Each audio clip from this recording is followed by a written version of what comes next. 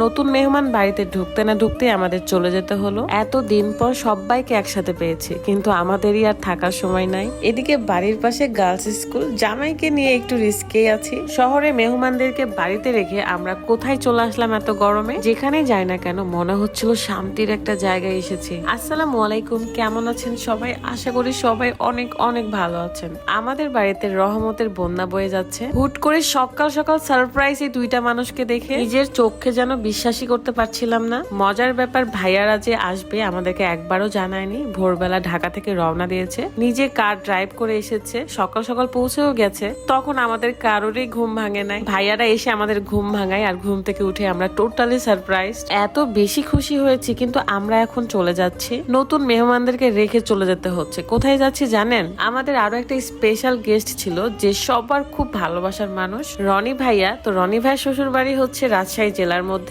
ফাহিম ভাই সারা রাত জেগে ড্রাইভ করে এসেছে, তাই ভাইয়াকে আমরা বলি, ভাইয়া আপনি ঘরে রেস্ট নেন, ঘুমান, আমরা জাস্ট রেখে চলে আসবো। তাই মুস্কানকে সাথে করে নিয়ে যাচ্ছি ভাইয়াদেরকে রাখতে। এদিকে বাড়ির পাশে গার্লস স্কুল হয়ে একটু রিস্কেই আছি। আমার জামাই তো ঘুরে ঘুরে শুধু ওইদিকেই দেখে। বাই দা ওয়ে, এখানকার অনেক অনেক আপুর আমার ভিডিও দেখে, আমাকে দেখতে পেলে ওখান থেকে হাই দেয়। এটা আমার কাছে খুবই ভালো লাগে।